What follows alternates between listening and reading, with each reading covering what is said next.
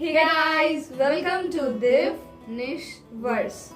Let me give you my introduction. My name is Monishka and I got 97.4% in my class test. So my name is Divya and I scored 92% in my class 10th. So in this video, we'll learn how to start class 10th.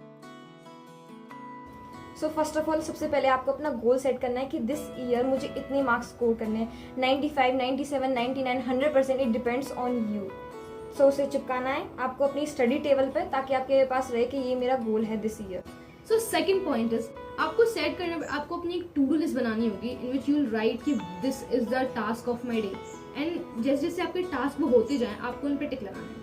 And this is not gonna be a thing of 1 day or 2 days, but you have to make it a regular habit. तो आप तभी आपको अपने fix study hours set करने हैं. It's depends on you कि आप 3 hours का रखो अपना सेशन, 4 आवर्स का रखो, बट एटलीस्ट डेली पढ़ो. Now the fourth pointer is that you have to make out that what is your productive hours. Basically you can be an early person or a night person or like me a noon person. Basically I always chose the middle path क्योंकि मैं रात तक नहीं जग पाती थी और मैं दिन में उठ नहीं पाती थी. हाँ, ये बहुत सारे बच्चों के साथ में होता है. So I think I was also one of them only. And the next point is don't miss your school test. आपको लगता होगा कि 10 नंबर का टेस्ट इससे क्या ही हो जाएगा, बट आपने वो कहावत से सुनी होगी कि बूंद बूंद से ही घड़ा बढ़ता है. तो आप जितना कंसिस्टेंसी रखोगे, कि जितनी प्रैक्टिस करोगे आपके लिए उतना ही अच्छा. So the next point is जो भी आपको स्कूल में पढ़ाया गया है या फिर आपकी कोचिंग या ट्यूशन या कोई भी आपने जो क्लासेस ले रखी हैं, आपको जो भी उस दिन पे पढ़ाया गया है आप उसे मेक श्योर करो that you revise it on the same day.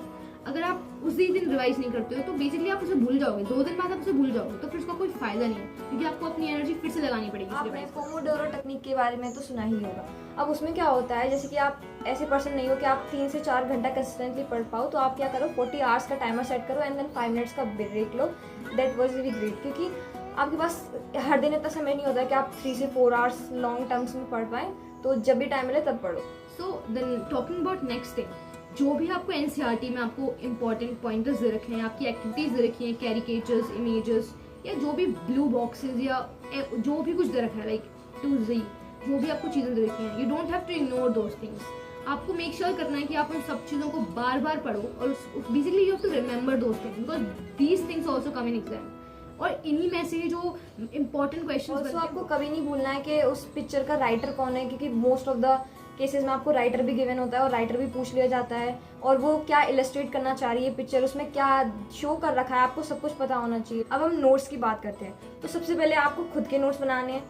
आपको किसी और के नोट्स पर डिपेंड नहीं रहना है क्योंकि आपके एंड में वही काम आने वाले हैं. एंड आपने खुद के नोट्स होते हैं तो आप उनमें ऐड भी कर सकते हो. और the pro tip is that कि आपका नोट्स बन गया एक चैप्टर का, देन आप एक पेज छोड़ दो ताकि बाद में आपको पता चले कि हम बाद में पढ़ते कि यार ये टॉपिक तो मेरा रह गया, ये इंपॉर्टेंट पॉइंट तो रह गया, तो आप वहाँ पे उसको नोट कर सकते. हम नोट्स मेकिंग पे आगे एक वीडियो बनाने वाले हैं तो यू कैन टेक. तो बेसिकली आपको अपने सिलेबस का 3 से लेकर 4 बार रिवीजन करना है और आपको ये ध्यान देना है कि आप कोई भी ऐसा पॉइंट ना छोड़ें जो कि आपका रह जाए. आपको सारे पॉइंट कवर करने हैं. Don't even leave any scope for your error. अब फिर जब एंड में आएगी तो आपको अपने सैम्पल पेपर्स एंड पीवाईक्यूज पर भी बहुत ज़्यादा फोकस करना है बिकॉज उससे आपको एक एज मिलेगा. बिकॉज आप जब पीवाईक्यू खोलोगे तभी आपको समझ में आएगा कि what is the examiner demanding. आपको क्या लिखना है, आपको कैसे लिखना है. आप टॉपर्स कॉपी देखिए, आपको कैसे आंसर्स फ्रेम करना है.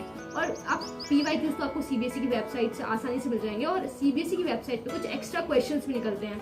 सैम्पल पेपर्स अलग होते हैं और बेसिकली हर साल के सैम्पल पेपर्स अलग निकालता है सीबीएसई और पीवाईक्यूज अलग होते हैं. तो आप उन सबको रेफर कीजिए बिकॉज आपके पास इतने सारे पीवाईक्यू हो जाएंगे कि आपको कोई क्वेश्चन की कमी नहीं पड़ेगी. आप आप बेसिकली रिफ्रेशर्स पब्लिशर्स के भी सैम्पल पेपर ले सकते हैं फॉर योर मोर प्रैक्टिस.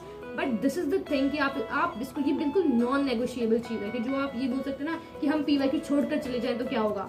आपको नहीं जाना चाहिए क्योंकि उससे बहुत ज़्यादा इम्पैक्ट पड़ेगा आपके नंबर्स पे बिकॉज उसी से ही जो 90s के अब जिन बच्चों के नंबर्स आते हैं mostly they have done the PYQs and the sample papers. So that's why it is a very important thing. PYQ करके आपको पता चलता है कि एग्जामिनर किस तरह के क्वेश्चन हमें देता है, सीबीएसई किस तरह के क्वेश्चन हमें. तो अगर आप कोई रिफ्रेशर्स नहीं परचेज कर सकते हैं तो कोई बात नहीं, सीबीएसई की वेबसाइट पे आपको बहुत सारे क्वेश्चन मिल जाएंगे. एंड जो most of the cases CBSE देता है that is competency based question, आपको पता ही होगा, तो वो भी आपको सीबीएसई की वेबसाइट पे मिल जाएंगे. So that's it for this video guys. मिलते हैं आपको अगली वीडियो में.